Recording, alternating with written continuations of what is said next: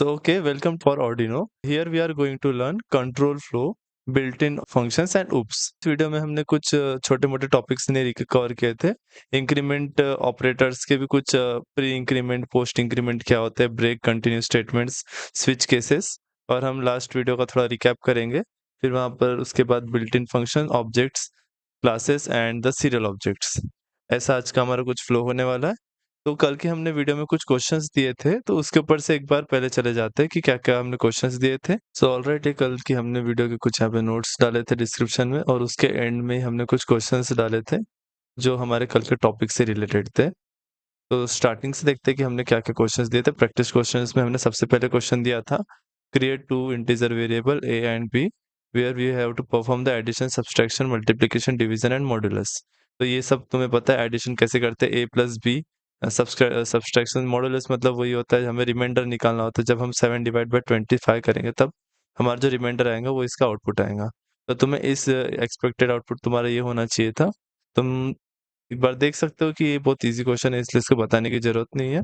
And ये भी question उसी टाइप में है। यहाँ पर इस जो भी डेटा टाइप है इनको हमें डिक्लेयर करना था। ऐसे ही कुछ ईज़ी क्वेश्चन थे एंड एंड में थोड़ा-सा हमने एक क्वेश्चन दिया था जो कि चैलेंजिंग था कि तुम्हें एक मिनी कैलकुलेटर बनाना है जिसमें तुम्हें add, subtraction, multiplication and divide ऐसे कुछ 4 फंक्शंस बनाने हैं जिसमें तुम अगर नंबर डालोगे तो तुम्हारा आउटपुट ये आएगा। तो एक बार देखते हैं कि हम इस क्वेश्चन को कैसे टैकल कर सकते हैं। तो मैं इसको बस वर्कफ्लो बताऊँगा तुम कैसे बनाओगे, लेकिन मैं पूरा कोड नहीं देने वाला बिकॉज़ तुम्हें थोड़ी खुद से प्रैक्टिस करनी पड़ेगी तभी तुम सीख सकते हो सी कैसे आर्डिनो में यूज़ होती है, क्योंकि तुम्हें अपना लॉजिक बिल्ड करना है। मैं स्पून फीडिंग करने नहीं वाला यहाँ पर इस वीडियो में। सो आ जाओ हमारे एक बार स्क्रीन पे। कैलकुलेटर में हमें क्या-क्या ऑपरेशंस चाहिए थे। एक पहले चाहिए था एडिशन और दूसरा चाहिए था सब्सट्रैक्शन, स तीसरा डिवीज़न, मल्टीप्लिकेशन। पहले एडिशन के लिए हमने कल एक फंक्शन देखा था, जैसे कि हम एक ऐड करके फंक्शन बनाएँगे जो कि इंट टाइप का होगा। ऐड इंट जैसे कि हम ऐड कर सकते हो, फिर यहाँ पर हमें ये फंक्शन का नाम हो गया, ये रिटर्न टाइप हो गया और इसमें हम पैरामीटर डिसाइड कर सकते हैं। यहाँ पर इंट a, इंट b ऐसे हम पैरामीटर डिसाइड करेंगे। यहाँ पर हम फिर रिटर्न डायरेक्टली रिटर्न कर देंगे, रिटर्न a प्लस b। तो ये डायरेक्टली वैल्यू रिटर्न कर देगा। सॉरी ये गलत ऐसा एंड दिस। ओके, तो ये ऐसा हमारा एडिशन फंक्शन होगा। वैसे ही मल्टीप्लिकेशन फंक्शन के लिए हम यहाँ पे मल्टीप्लिकेशन डाल देंगे, यहाँ पे स्टार डाल देंगे, दैट्स इट। वैसे सब्सट्रैक्शन, डिवीजन। तो तुम ऐसे कुछ 4 फंक्शन बनाओ और उसमें मल्टीप्लिकेशन, डिवीजन, सब्सट्रैक्शन ऐसे कुछ ऑपरेशन परफॉर्म करो एंड देन उसके बाद में हम कुछ अपने वॉइड सेटअप, जो हमारा सेटअप फंक्शन होता है उसके अंदर जो हमारा आर्डिनो का मेन पार्ट होता है उसमें हम बस जिसको हम एक ही बार रन कर सकते हैं। तो वहाँ पर एक पहले ग्लोबल एरिया में हम एक इंटीजर डिसाइड करो, int a equals to and int b equals to, ऐसे दो वेरिएबल डिसाइड कर लो, जैसे कि 24 एंड 34 ऐसे कुछ दो वेरिएबल डिसाइड कर लो। एंड देन उसके बाद में इफ एल्स स्टेटमेंट यूज करो कि addition equals to 1, subtraction equals to 2 and multiplication equals to 3 and division equals to 4। और फिर हम कोड में ही ये 1, 2, 3 के रेफरेंस से ऑपरेशन परफॉर्म करेंगे। जैसे कि हमें ए एंड बी के अंदर एडिशन परफॉर्म करना है, तो तुम उसको एज़ अ 1 नंबर रेफरेंस ले सकते हो। अगर तुम्हें सब्ट्रैक्शन परफॉर्म करना है, तो तुम 2 ले सकते हो। तो तुम एक ऐसा इफ एल्स स्टेटमेंट बनाओ जहाँ पर इफ जैसे हमें कोई भी ऑपरेशन परफॉर्म करना है, तो तुम एक पहले वेरिएबल डिसाइड करो, जैसे यहाँ पर तुम इंट ऑपरेशन करके एक वेरिएबल बना लो ऑपरेशन। सो तुम एक वेरिएबल बनाओ जो कि ऑपरेशन नाम का हो और उसके अंदर एक वैल्यू असाइन करो इन चारों में से कोई एक, 1, 2, 3, 4। तुम्हें अगर एडिशन परफॉर्म करना है तो 1 एंड सब्ट्रैक्शन परफॉर्म करना है तो 2, मल्टीप्लिकेशन परफॉर्म करना है तो 3 एंड डिवीजन परफॉर्म करना है तो 4। सो ऐसे ही तुम एक वैल्यू असाइन करो एंड यहाँ पर जैसे कि तुम पहले एडिशन के लिए तुम कर रहे हो तो यहाँ पे 1 डाल दो, ऑपरेटर इक्वल टू 1। अगर वो ट्रू रहेगा तो तुम यहाँ पर ऑपरेटर की वैल्यू अगर 1 है, मतलब जो हम बना रहे हैं कैलकुलेटर, तो उसमें 1 के इक्वल में हमने वैल्यू डाली क्योंकि हमें एडिशन परफॉर्म करना है। तो तुम्हारा उस टाइम पे ये स्टेटमेंट रन होगा एंड उसमें तुम एक जो फंक्शन था हमारा ऐड करके जो हमने फंक्शन बनाया, ऐड इन ब्रैकेट और ये 2 वेरिएबल a एंड b जो कि तुमने ग्लोबली असाइन किया, तुमने a, b डाल दो एंड दैट्स इट। और यहाँ पे प्रिंट डाल दो, प्रिंट यहाँ पर a प्लस b, यहाँ पर इंट डाल देते हैं। जो सीरियल डॉट प्रिंट एलन तुम यूज करोगे, serial dot println in bracket d ऐसे डाल दो एंड तुम ये एक इफ स्टेटमेंट बना दिए। वैसे तुम दूसरा एक एल्स इफ स्टेटमेंट बनाओ जिसके अंदर तुम मल्टीप्लिकेशन का ऑपरेशन परफॉर्म करो, जैसे कि यहाँ पे ऑपरेशन जो तुमने वेरिएबल बनाया था ऑपरेशन नाम का, तो ऑपरेशन इक्वल्स टू मल्टीप्लिकेशन के लिए करना है तो 3, तो यहाँ पर 3 अगर ऑपरेशन की वैल्यू अगर हमने 3 पे 3 है इक्वल टू 3, मतलब ये चेक करेगा कि ऑपरेशन की वैल्यू 3 के इक्वल है या नहीं है। अगर हमने यहाँ पे 3 नहीं दिए तो ये दूसरा if else if statement run होगा और फिर ऐसे ही तुम 4 एल्स इफ स्टेटमेंट बनाओ और एंड में तुम एक ऐसा स्टेटमेंट बनाओ, वहाँ पर डाल देना कि सीरियल डॉट प्रिंटलन डाल देना। अगर इनमें से किसी भी वैल्यू को तुमने यहाँ पे नहीं डाला, जैसे कि 0 डाल दिया, तो वहाँ पर तुम डाल सकते हो कि this operation can not be done करके ऐसा कुछ स्टेटमेंट डाल दो अपने कन्वीनियंस के हिसाब से, और तुम ऐसे इस क्वेश्चन को कर सकते हो। That's all. तुम एक कैलकुलेटर अपना पूरा खुद का अपने आर्डिनो आईडी में बना सकते हो।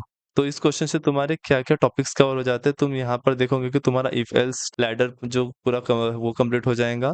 उसके बाद तुम्हारा फंक्शंस क्लियर हो जाएगा, डेटा टाइप क्लियर हो जाएगा, और जितने भी ऑपरेटर्स होते हैं, ऑपरेटर्स कैसे काम करते हैं और कंपैरिजन ऑपरेटर्स कैसे काम करते हैं वो सब। और एक बात, कल की वीडियो में मैंने कंपैरिजन ऑपरेटर नहीं बोला था, मैंने गलती से कंडीशनल ऑपरेटर बोल दिया था, गलती हो गई थी उस वीडियो में थोड़ी-सी। सबसे पहले हम अब कल की वीडियो का रिकैप करते हैं, कल हमने क्या-क्या देखा था। ओके, तो सबसे पहले हमने इफ एल्स स्टेटमेंट देखा था, जिसके अंदर यहाँ पर जो वैल्यू होती है हमेशा ट्रू या फिर फॉल्स होती है। तुम उसको कंपैरिजन ऑपरेटर के थ्रू डिसाइड कर सकते हो, और कंपैरिजन ऑपरेटर हमेशा एक ट्रू या फॉल्स वैल्यू रिटर्न करता है। तो तुमने जैसे टेम्परेचर ग्रेटर देन 30 है, सो तुम इसमें फैन ऑन कर सकते हो, यहाँ पर एक फंक्शन बना सकते हो जैसे कि फैन ऑन नाम का, एंड दूसरा एल्स फैन ऑफ, ऐसे कुछ तुम 2 टाइप के फंक्शन बना सकते हो। फंक्शन भी देखे थे हमने कल की वीडियो में, एक यूज़र डिफाइंड फंक्शन होता है और एक बिल्ट इन फंक्शन होता है। एक ऐसी चीज़ होती है कोडिंग में जो कि एक तुम स्पेसिफिक इनपुट दोगे, तो वो एक स्पेसिफिक आउटपुट देता है। तो तुम उसको इस वजह से समझ सकते हो। कॉफ़ी मशीन का हमने लास्ट वीडियो में बहुत सही एग्ज़ाम्पल लिया था, जिसमें अगर तुम कॉफ़ी मशीन में ऑयल एंड कुछ और इंग्रीडिएंट्स डाल रहे हो, तो वो कॉफ़ी मशीन कभी कॉफ़ी आउटपुट नहीं देंगी। तो वैसे ही यूज़र डिफाइंड फंक्शन में हम जो स्पेसिफिक इनपुट डाल रहे हैं, मतलब कोई भी फंक्शन में अगर हम स्पेसिफिक इनपुट डालें तभी वो स्पेसिफिक आउटपुट आता है। तो वो स्पेसिफिक इनपुट को हम बोलते हैं पैरामीटर्स, और जो ऑपरेशन परफॉर्म करता है वो पूरे इसको हम फंक्शन बोलते हैं। और जो फंक्शन किस टाइप का होगा, जैसे कि वो इंटीजर टाइप का है या फिर फ्लोट टाइप का है, तो वो होता है हमारा रिटर्न टाइप। एंड हमने 3 टाइप के फंक्शन देखे थे, कि जो फंक्शन जो कि वैल्यू रिटर्न करता है, and second one is only parameter के थ्रू, और थर्ड वन इज जो जिसका खुद का एक रिटर्न टाइप होता है, हम उसको एज अ वैल्यू असाइन करने के लिए देख सकते हैं। और उसमें हमने एक बेस्ट एग्जांपल देखा था, एडिशन फंक्शन बनाकर हमने एक वेरिएबल को जो एडेड वैल्यू है वो असाइन की थी, और अभी जो हमने क्वेश्चन देखा उसमें भी वही था।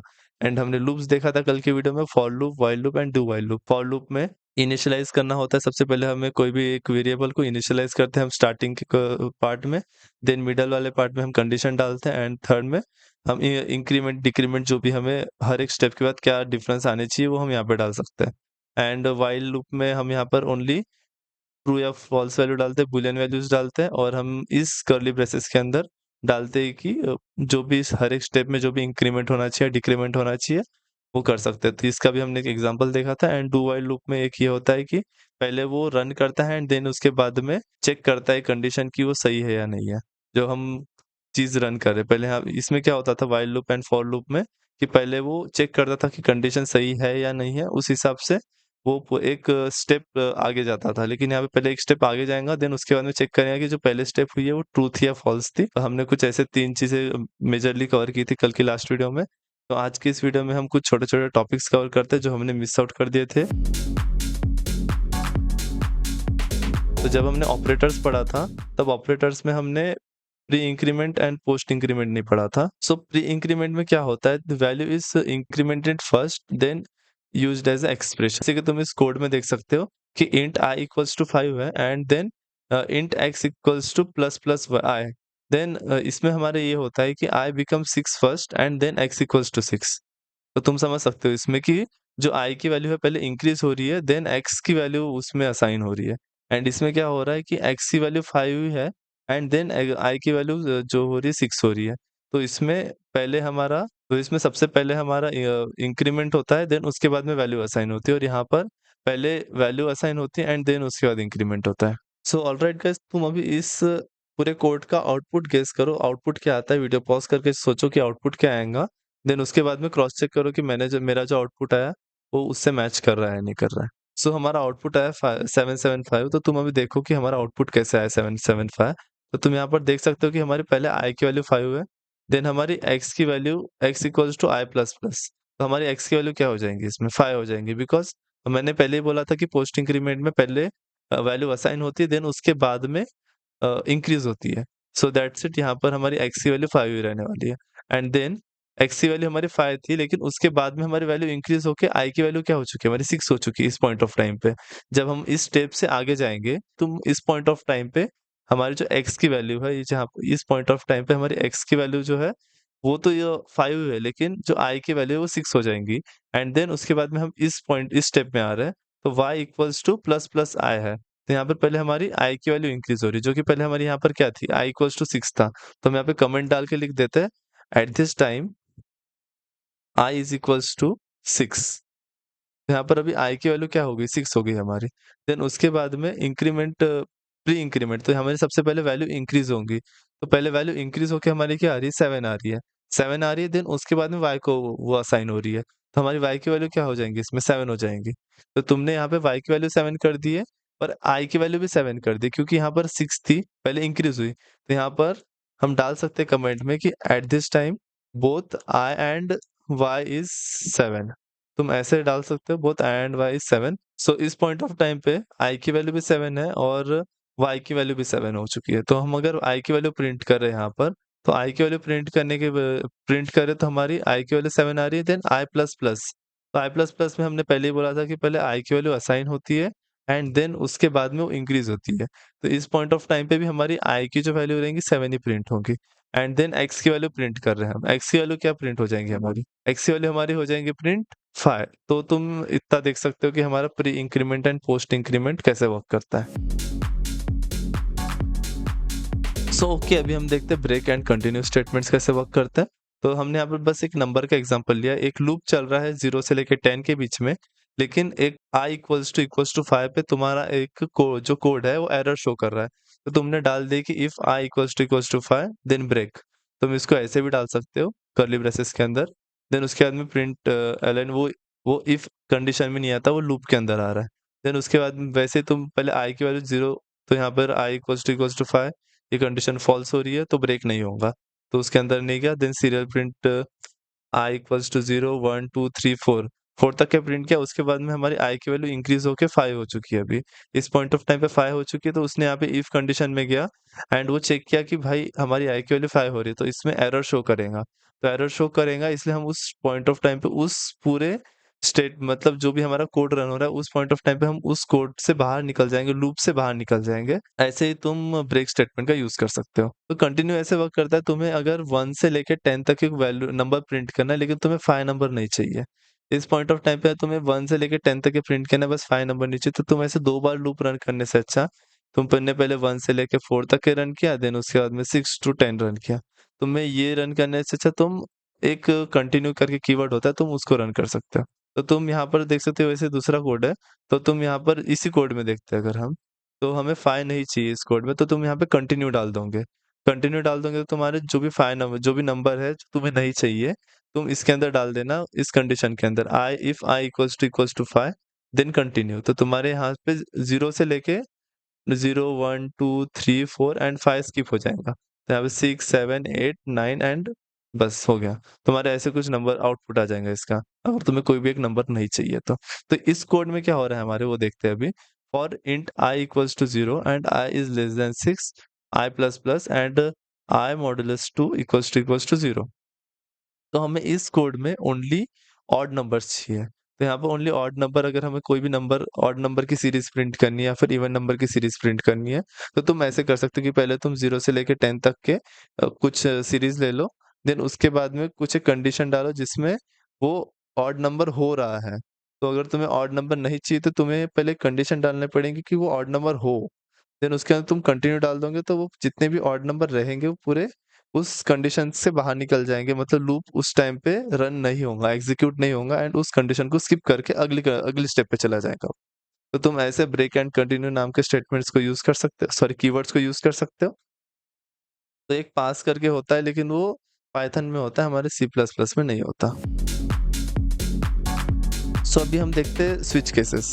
स्विच केसेस एक छोटा-सा टॉपिक है, बस तुम्हें ऐसा होता है कि अगर कोई भी हमें 1 2 3 4 ऑन द बेसिस ऑफ 1 2 3 4 तुम एक आउटपुट प्रिंट कर सकते हो। तुमने जैसे कि यहाँ पर int command equals to serial dot read तुमने कैसे कुछ डाल दिया, फिर इसको छोड़ते इसको हम एंड में सीखने वाले हैं कि सीरियल डॉट रीड वगैरह कैसे वर्क करता है। सीरियल पॉइंटर के जितने भी ऑब्जेक्ट्स होते हैं, हम उसको सीखने वाले हैं एंड में, at the end of this video. तो यहाँ पर इंट कमांड इक्वल्स टू 1 डाल दिया हमने, खुद ही हमने असाइन किया। देन उसके बाद में स्विच कमांड, यहाँ पर जो कमांड होगा ये कमांड होगा, ये वेरिएबल, हम इस वेरिएबल को यहाँ पे डिक्लेयर करेंगे। एंड देन उसके बाद में वो केस 1 केस 0 एंड डिफ़ॉल्ट ऐसे कुछ हम यहाँ पे डाल सकते हैं। वहाँ पर अगर कमांड की वैल्यू 1 से इक्वल हो रही है तो उसमें हम इस स्टेटमेंट को रन करेंगे। एंड इफ 0 हो रही है तो हम इस स्टेटमेंट को रन करेंगे। एंड अगर इन दोनों में से कोई भी नहीं हो रही, जैसे कमांड की वैल्यू 3 है, तो उसमें बाय डिफ़ॉल्ट हमारा ये रन होगा अननोन कमांड करके। तो हमने यहाँ ब्रेक स्टेटमेंट क्यों यूज़ किया है, तो वो देखते हैं अभी। तो यहाँ ब्रेक स्टेटमेंट हमने यूज़ इसलिए किए है कि अगर हमने हमारा कोई भी कंडीशन अगर यहाँ पे रन आई मीन ट्रू हो रही है, तो उसके बाद में वो ये चेक नहीं करता कि क्या बोलते हैं, जो जितने भी बाकी की स्टेप है वो ट्रू है या फॉल्स है, वो डायरेक्टली एग्जीक्यूट कर देता है।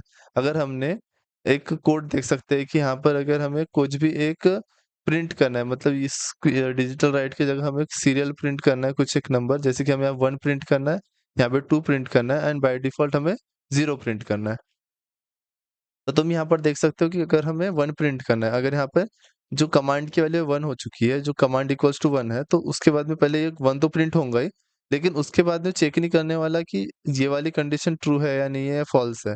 तो डायरेक्टली वो सारी की सारी नीचे की कंडीशन रन कर देगा। इसलिए हम ब्रेक स्टेटमेंट यूज़ करते हैं कि जैसे ये कंडीशन ट्रू हो जाएँगी, वैसे इस स्विच केसेस के बाहर निकल जाओ एंड बाकी कोड रन करो। तो ये होता है इस ब्रेक का यूज़ यहाँ पर।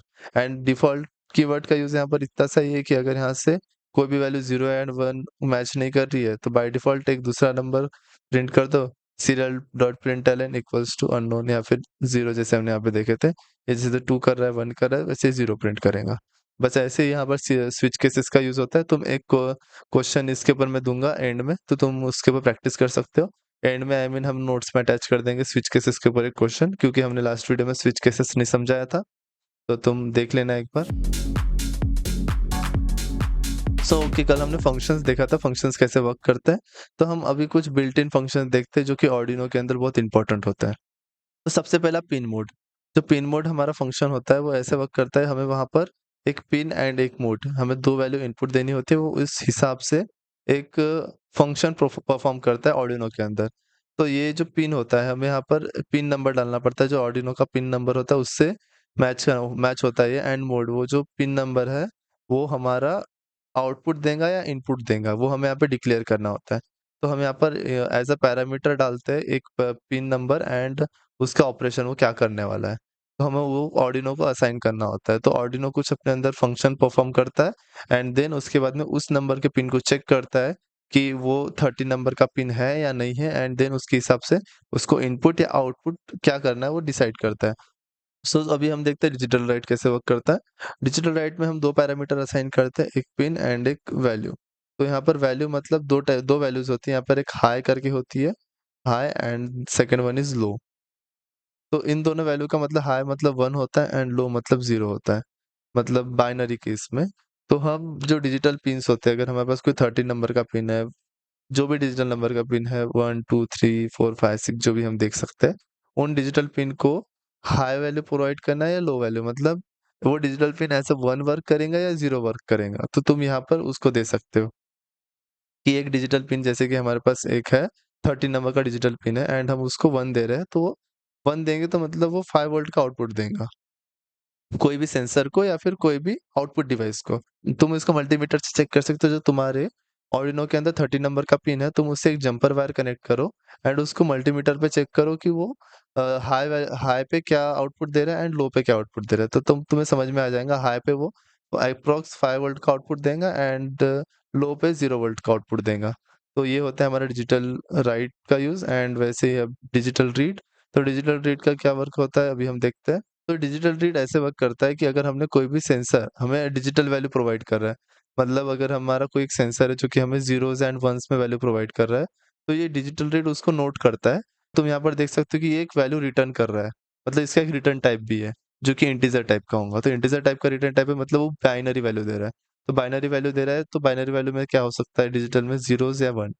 तो ये 2 ही वैल्यू हो सकती है। तो सेकंड नंबर के पिन से एक सेंसर अटैच किया जो कि डिजिटल वैल्यू दे रहा है, तो तुम यहाँ पर उस वैल्यू को तुम एक वेरिएबल के अंदर स्टोर कर सकते हो कि 1 दे रहा है या 0 दे रहा है। तो ये होता है हमारा डिजिटल रीड का यूज़। तो वैसे ही हम एक एनालॉग रीड करके हमारा होता है। तो एनालॉग रीड में वो वैल्यूज़ जैसे हमारे यहाँ पर ज़ीरोज़ एंड वन्स में वैल्यू दे रहा था, लेकिन इसमें ऐसा नहीं होता है। इसमें 0 से 1023 के बीच में वैल्यू देता है। हमने फर्स्ट वीडियो में देखा था कि कोई भी एक एनालॉग पिन 0 से लेके 1023 के बीच में वैल्यू देता है। मतलब वो बेसिकली वैल्यू तो देता है, वोल्ट में देता है 0 से 5 वोल्ट के बीच में। ये भी हमारा 0 मतलब 0 वोल्ट होता है एंड 1 मतलब 5 वोल्ट होता है डायरेक्टली। लेकिन एनालॉग पिन का क्या होता है कि वो एक तो ज़ीरोज़ एंड 5 वोल्ट के बीच में कोई भी एक रैंडम वोल्टेज देता है, जो कि हम एज़ अ यूज़ उसको मेज़र कर सकते हैं। जैसे कि हम मल्टीमीटर से कैसे कोई भी वोल्टेज मेज़र करते हैं, वैसे ही एनालॉग रीड रीड से भी हम एक वोल्टेज मेज़र करते हैं एंड उस वोल्टेज को जो भी मेज़र किए हम उसको 0 से लेके 1023 के बीच में डाल देते हैं।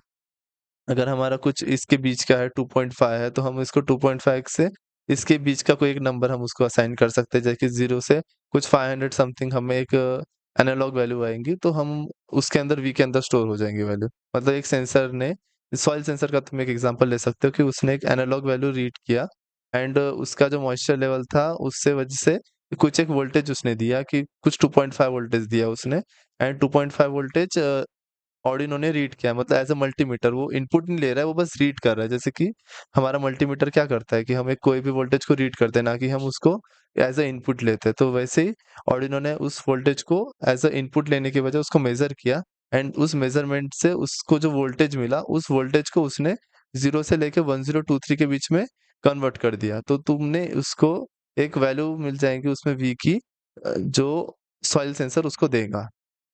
वैसे ही एनालॉग राइट में तुम यहाँ पर 0 से लेके 255 के बीच में वैल्यू दे सकते हो।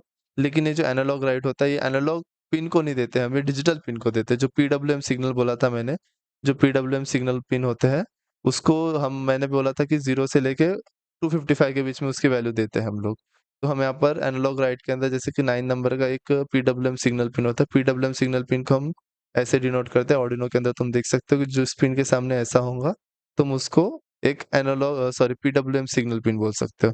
तो तुम उससे उसकी फ्रीक्वेंसी सेट कर सकते हो कि फ्रीक्वेंसी क्या होनी चाहिए 128 या फिर 255, 0, 50। तो मैं ये सब समझाया था कि पीडब्ल्यूएम सिग्नल पिन कैसे वर्क करता है। तो उस पीडब्ल्यूएम सिग्नल पिन को वर्क करवाने के लिए एक हमारा फंक्शन होता है एनालॉग राइट और वैसे ही हमारे पास एक डिले फंक्शन होता है, जो कि हमारे कोई भी कोड के अंदर थोड़ा-सा डिले डालता है ताकि हमारा आर्डिनो क्रैश ना हो जाए। क्योंकि हमारा आर्डिनो एक सुपर कंप्यूटर नहीं है जो कि एकदम स्पीड में ऑपरेशन परफॉर्म करेगा। सो देयरफॉर हम वहाँ पर एक डिले ऐड करते हैं जिससे हमारे आर्डिनो को रीसेट होने का टाइम मिले थोड़ा-सा। हर एक ऑपरेशन आई मीन हर एक स्टेप के बाद में थोड़ी देर के लिए रिफ्रेश हो एंड देन वापस से रन करे जिसकी वज़ह से हमारे एरर्स ना आए और कोई भी प्रॉब्लम ना आए कोड के अंदर। सो अभी हम आ जाते हैं अपने वीडियो के लास्ट टॉपिक पे। So object oriented programming language. So हम यहाँ पर देख सकते हैं कि क्लासेस ऑब्जेक्ट्स क्या होते हैं। तो सबसे पहले हम एक क्लासेस समझते हैं। क्लासेस मतलब तुम ऐसे समझ सकते हो, अगर तुम्हें कोई भी एक कार बनानी है, तो कार की तुम्हें एक ब्लूप्रिंट बनानी पड़ेगी। एक ही टाइप की कार बनानी है तो तुम्हें उसकी एक ब्लूप्रिंट बनानी पड़ेगी एंड देन उसके बाद में तुम्हें एक ब्लूप्रिंट बना के उसको सारे वर्कर्स में सप्लाई करना पड़ेगा कि भाई तू ये ले, ये हमारी कार की ब्लूप्रिंट है। पहले वर्कर को दे दिया, वैसे ही सेकंड वर्कर को दे दिया, जिससे हमारी जो कार बन के आएँगी, वो एक ही टाइप की रहेंगी सारी कार। एक ही क्लास से निकली हुई कार रहेंगी मतलब एक ही ब्लूप्रिंट से बनी हुई कार रहेंगी। तो तुम उस ब्लूप्रिंट को बोल सकते हो क्लास। मतलब सेम ब्लूप्रिंट से एक कार बन रही है, तो उस कार को हम क्या बोलेंगे? एक ऑब्जेक्ट बोलेंगे, द इंस्टेंस। तो हम ऐसे समझ सकते हैं क्लासेस एंड ऑब्जेक्ट क्या होता है। तो चलिए हम अपने आर्डिनो की स्क्रीन पे जाते हैं कि कैसे हम क्लासेस एंड ऑब्जेक्ट्स अपने आर्डिनो आईडी पे रन कर सकते हैं एंड उसका सिंटैक्स कैसा होता है। सो ऑलराइट गाइस, अभी हम आ चुके हैं अपने आर्डिनो आईडी की स्क्रीन पे। तो तुम यहाँ पर देख सकते हो कि हमने एक स्मार्ट फैन नाम की क्लास बनाया, मतलब एक स्मार्ट फैन है जिसका हमने ब्लूप्रिंट बनाया सबसे पहले। तो ब्लूप्रिंट में हमने एक प्रॉपर्टी असाइन की है उस फैन की कि वो एक प्रॉपर्टी जो होंगी हमारी स्पीड नाम की एक प्रॉपर्टी है, जो कि इंटीजर टाइप की होंगी। तो मैं यहाँ पर और भी प्रॉपर्टीज़ असाइन कर सकते हो जैसे कि स्ट्रिंग, कलर फैन का कलर हो सकता है एक ब्लूप्रिंट में। ब्लूप्रिंट में क्या-क्या हो सकता है कि मोटर कौन से टाइप की ब्रशलेस डीसी मोटर है या फिर नॉर्मल डीसी मोटर है। तुम क्या यूज़ कर रहे हो, कौन-सी मोटर यूज़ कर रहे हो, फिर उसका आरपीएम क्या है। तुम उस ब्लूप्रिंट में यहाँ पर ऐसे-ऐसे करके लिस्ट ऑफ प्रॉपर्टीज़ डाल सकते हो एंड देन उसके बाद में वो क्लास क्या ऑपरेशन परफॉर्म कर रही है। तो जैसे कि तुमने पहले प्रॉपर्टीज़ बता दी ना एक ब्लूप्रिंट के अंदर जो प्रॉपर्टीज़ होंगी, उसका कलर क्या है, जो मोटर का टाइप क्या है, तो फिर तुमने पहले बस ये प्रॉपर्टीज़ बताया। तो मोटर क्या ऑपरेशन कर रही है, तुम्हें वो भी बताना पड़ेगा। मोटर घूम रही है, एंटी क्लॉकवाइज़ घूम रही है या क्लॉकवाइज़ घूम रही है, ब्लेड्स कैसी है, ब्लेड्स की लेंथ क्या है, और तुम ऐसे जो है उसकी ऑपरेशंस डाल सकते हो कि तो वो क्या-क्या काम कर रहा है। तो वैसे हमने यहाँ पे इसके अंदर एक पब्लिक के अंदर एक 3 फंक्शंस बनाया है, turn on, turn off and show speed. तो तुमने जैसे पब्लिक बनाया मतलब हम पब्लिकली इसको एक्सेस कर सकते हैं। अगर हम इस क्लास के बाहर भी जाएँगे, तब हम इन फंक्शंस को कॉल कर सकते हैं क्लास के बाहर। तो अभी हम देखते हैं इसको कैसे बनाया है हमने वॉइड टर्न ऑन, ये हमारा रिटर्न टाइप इसका हमारा वॉइड है एंड मतलब हमारा इसका कोई भी रिटर्न टाइप नहीं है एंड पैरामीटर्स भी इसके अंदर हमने कोई भी असाइन नहीं किए हैं। तो जिसकी वजह से बस एक नॉर्मल सा ऑपरेशन परफॉर्म करेगा। जब भी हम इस फंक्शन को कॉल करेंगे तब स्पीड की वैल्यू हमारी 1 हो जाएगी। मतलब जो इंटीजर हमने यहाँ पे स्पीड असाइन किया है मतलब डिक्लेयर किया है, तो हम वहाँ पर स्पीड की वैल्यू 1 कर देंगे। वैसे वॉइड टर्न ऑफ तो स्पीड की वैल्यू 0 हो जाएँगी, जब हम इस फंक्शन को कॉल करेंगे तब। एंड देन उसके बाद वॉइड शो स्पीड, अगर जब हम इस शो स्पीड नाम के फंक्शन को कॉल करेंगे, तब ये 2 स्टेटमेंट रन होंगे। तो इन 2 स्टेटमेंट में क्या हो रहा है कि सीरियल प्रिंट, ये स्पीड प्रिंट करने का काम कर रहा है। तो तुम यहाँ पर देख सकते हो कि हमने ये क्लास हो जाती है, हमारी क्लास क्या वर्क कर रही है, हम तुम देख सकते हो कि ये क्लास है, वो एक फैन का ब्लूप्रिंट है, स्मार्ट फैन जो है उसका ब्लूप्रिंट है, जिसके अंदर हमारा जो फैन है वो ऑन हो रहा है, ऑफ हो सकता है या फिर स्पीड दिखा सकता है। ये 3 ऑपरेशन कर सकता है वो फैन। पहले इसमें क्या हो रहा है हमारा टर्न ऑन कर रहा है मतलब फैन 1 जो ऑब्जेक्ट है हमने इस ब्लूप्रिंट से बना है, स्मार्ट फैन नाम की क्लास से बना हुआ ऑब्जेक्ट है fan 1। Fan 1 dot turn on मतलब हमें कोई भी एक ऑब्जेक्ट की प्रॉपर्टीज को क्लासेस से कॉल करना होता है, तो डॉट टर्न ऑन मतलब हमने यहाँ से इसको कॉल कर दिया इस फंक्शन को यहाँ पर। तो इसको कॉल किया, देन उसके बाद में यहाँ पर फैन 1 जो कि स्मार्ट फैन क्लास का है, तो तुम यहाँ से शो स्पीड को कॉल कर सकते हो। शो स्पीड क्या कर रहा है, तो ये काम कर रहा है शो स्पीड। तो यहाँ पे क्या आ जाएगा, टर्न ऑन करने के टाइम पे speed equals to 1 and then पहले हमने टर्न ऑन किया, देन उसके बाद में स्पीड प्रिंट कर दी, जो कि स्पीड इक्वल्स टू 1 हो जाएगी। वैसे ही टर्न ऑफ का होगा, तो चलिए इसको एक बार एग्जीक्यूट करते हैं। सो ओके, तुम यहाँ पर देख सकते हो कि fan 1 current speed equals to 1 and fan 2 current speed equals to 0। तो तुमने देख लिया कि हम एक फंक्शन को कैसे कॉल कर सकते हैं एंड तुम यहाँ पर देख सकते हो कि तुम एक क्लास कैसे क्रिएट कर सकते हो एंड उसका ऑब्जेक्ट क्रिएट करके कोई भी फंक्शन कैसे रन कर सकते हो उसके अंदर जो क्लास के अंदर है। सो अभी हम दूसरा एग्जांपल लेते हैं। तो अब हम देखते हैं हमने यहाँ पर string name and int battery हमने 2 प्रॉपर्टीज यहाँ पर दे दी है रोबोट को। तो ये रोबोट नाम का जो क्लास है इसके अंदर 2 प्रॉपर्टीज है, एक बैटरी एंड एक नेम। तो यहाँ पर जैसे हम इस क्लास को जैसे हम इस क्लास का एक ऑब्जेक्ट क्रिएट करेंगे, तब उसकी एक नॉर्मली डायरेक्टली ये 2 प्रॉपर्टीज़ उसको मिल जाएँगी। Name equals to unknown and battery equals to 100 मतलब जैसे कोई भी एक रोबोट बन रहा है, तब उसको एक नाम मिल जाएगा जो कि अननोन रहेगा एंड बैटरी उसकी 100% रहेगी। तो जब भी कोई भी ऑब्जेक्ट कंस्ट्रक्ट हो रहा है, तब उसको जो बेसिक सी उसकी रिक्वायरमेंट्स है, उसको फुलफिल करने का काम करता है ये पार्ट ऑफ कोड। मतलब इसका नाम भी हम उसी क्लास के नाम से देते हैं एंड देन उसके बाद में वॉइड डिस्प्ले हमने यहाँ पे उसके अंदर एक फंक्शन बनाया जो कि डिस्प्ले करेगा serial print name and battery battery बस हो गया। इतना सा है हमारा काम। सो अभी हम देखेंगे कि हम इसका नाम कैसे खुद से असाइन करेंगे एंड बैटरी भी खुद से कैसे उसको दे देंगे कि कितनी परसेंट बैटरी है एंड हम उसको प्रिंट कर रहे हैं मतलब फंक्शन उसको प्रिंट करने का काम कर रहा है ना। हम ये देखते हैं कैसे कर सकते हैं। तो हमने सीरियल बिगिन किया, serial print default values robot बना दिया, तो उसके डिफॉल्ट वैल्यू बाय डिफॉल्ट हमने क्या किया था, name equals to unknown and battery equals to 100। तो सबसे पहले हमारा R1 वही हमारा R1 का नेम अननोन एंड बैटरी 100 वैसे 2 बार वैल्यू प्रिंट हो जाएँगी। अब हमें उसका नाम चेंज करना है R1 की। तो R1 डॉट नेम जो कि हमारा वेरिएबल का नाम था यहाँ पर, ये वाला जो हमने प्रॉपर्टी असाइन की थी, R1 dot name equals to robo and R1 dot battery equals to 80। Then so क्या अभी यहाँ पर थोड़ा मीनिंग बना रहा है इस कोड का। तो वैसे ही हमने यहाँ पर प्रिंट कर दिया R1 एंड R2 हो गया, दैट्स इट। एक बार इस कोड को रन करते हैं। ओके, तुम देख सकते हो यहाँ पर कि बाय डिफ़ॉल्ट जो वैल्यू थी हमारी पहले जब हमने रोबोट को ऑब्जेक्ट बनाया, मतलब जब हमने रोबोट कंस्ट्रक्ट किया एक क्लास के ब्लूप्रिंट से, तब उसकी जो वैल्यू थी name equals to 100 and battery equals to 100, name equals to unknown and battery equals to 100, दोनों R1 एंड R2 की वैल्यू बाय डिफ़ॉल्ट ये थी। एंड आफ्टर चेंजिंग R1, तो हमने R1 की वैल्यूज़ चेंज की बस। R1 की वैल्यू, R1 का नाम चेंज कर दिया एंड बैटरी परसेंटेज चेंज कर दिया। तो R1 name equals to robo and battery equals to 80, and R2 as it is same हमने रखा। तो हमने उसको आफ्टर चेंज होने के बाद में ऐसे प्रिंट कर सकते हैं। तो तुम यहाँ से देख सकते हो कि हम कोई भी एक फंक्शन को कॉल कैसे कर सकते हैं, सॉरी, फंक्शन को कैसे कॉल कर सकते हैं जब वो क्लासेस के अंदर होगा, एंड कंस्ट्रक्टर कैसे वर्क करता है। कंस्ट्रक्टर को हम उसको इस वे में यूज कर सकते हैं जब हमें कोई भी बाय डिफॉल्ट वैल्यू एक ऑब्जेक्ट की रखनी है। जैसे कि हमने एक ऑब्जेक्ट क्रिएट किया, जैसे कि R1 एंड R2 दो ऑब्जेक्ट क्रिएट किए, तब हमने उसको एक बाय डिफॉल्ट वैल्यू हमें देनी है कुछ, जैसे कि unknown and battery equals to 100, तब हम उसको बाय डिफॉल्ट वैल्यू कैसे दे सकते हैं। ओके, अभी हम यहाँ पर देखते हैं कि प्राइवेट एंड पब्लिक वेरिएबल्स मतलब क्या होते हैं। अभी हम यहाँ पर देखते हैं कि प्राइवेट एंड पब्लिक क्या होता है, जो हमने कीवर्ड्स यहाँ पर यूज़ किया है। तो पब्लिक का तो हमने देख लिया था कि हम यहाँ से कोई भी बाहर जो भी प्रॉपर्टीज़ है उसको डायरेक्टली असाइन कर सकते हैं। तो तुम अगर यहाँ पर इंट बैटरी में कुछ चेंजेस कर रहे हो, तो तुम डायरेक्टली बाहर उसको चेंजेस नहीं कर सकते। जैसे कि तुम यहाँ पर R1 dot battery equals to 50 डालोगे तो एरर आ जाएगा, क्योंकि ये प्राइवेट वेरिएबल है अभी इस टाइम पे। तो इस पॉइंट ऑफ टाइम पे प्राइवेट है, इसलिए तुम यहाँ पर उसको ऐसे चेंज कर सकते हो, जैसे कि वॉइड सेट बैटरी। हमने एक सेट बैटरी नाम का फंक्शन बनाया जिसके अंदर तुम बैटरी की वैल्यू सेट कर सकते हो कि बैटरी कितनी होगी करके। तो तुम देख सकते हो कि बैटरी कभी भी 0 से लेके 100 के बीच में होती है। तो हमने यहाँ पे उसके अंदर एक इफ स्टेटमेंट यूज कर दिया कि जो बैटरी की वैल्यू है, मतलब बैटरी जो है वो ना निगेटिव में हो सकती ना 100 के ऊपर हो सकती। तो तुम यहाँ पर एक फंक्शन बनाए, जब ये कंडीशन ट्रू रहेंगी तभी वो बैटरी की वैल्यू असाइन होगी उसको। नहीं तो हम यहाँ पे directly R1 dot battery equals to, अगर हम इसमें इसको लास्ट कोड में अगर हम उसमें -1 भी डालते, -4 भी डालते, तब भी वो चल जाता।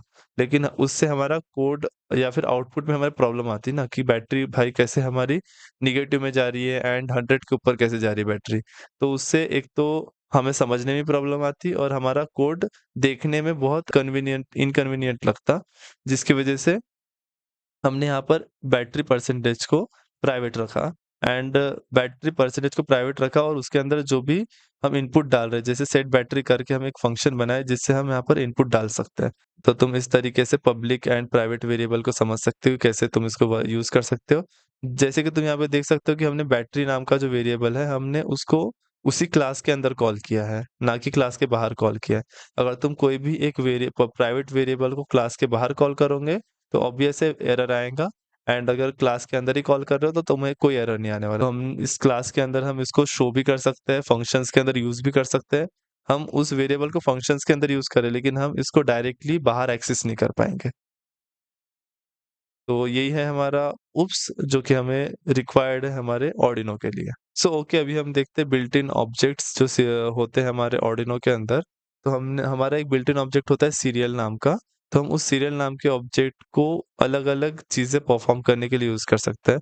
तो कॉमनली यूज़ ऑब्जेक्ट होता है, जैसे कि हमें कोई भी चीज़ सीरियल मॉनिटर पे प्रिंट करनी है या फिर सीरियल मॉनिटर स्टार्ट करना है, कनेक्शन सेटअप करना है, तब उसमें यूज़ होता है ये ऑब्जेक्ट। तो सीरियल डॉट बिगिन हमने यहाँ पर डाल दिया, तो क्या काम करता है कि कनेक्शन सेट करता है।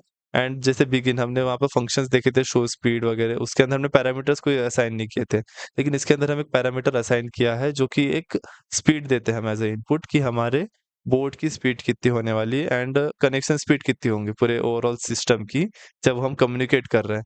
तो हम वहाँ पे कम्युनिकेशन स्पीड डाल देते हैं 9600, कॉमनली ये यूज़ होती है आर्डिनो यूनो में।